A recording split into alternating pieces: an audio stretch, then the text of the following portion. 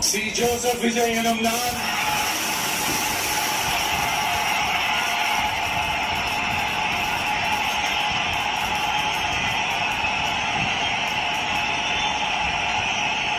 சட்டப்படி அமைக்கப்பெற்ற இந்திய அரசியல் அமைப்பின்பால்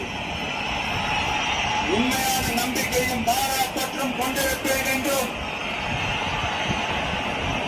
இந்திய நாட்டின் ஒப்பில்லாத முழு முதல் ஆட்சியையும் உரிமையையும் நிலை நிறுத்துவேன் என்றும் தமிழ்நாட்டு அரசின் முதலமைச்சராக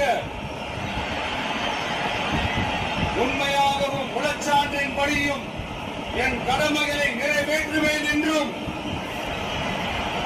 அரசியல் அமைப்பிற்கும் சட்டத்திற்கும் இணங்க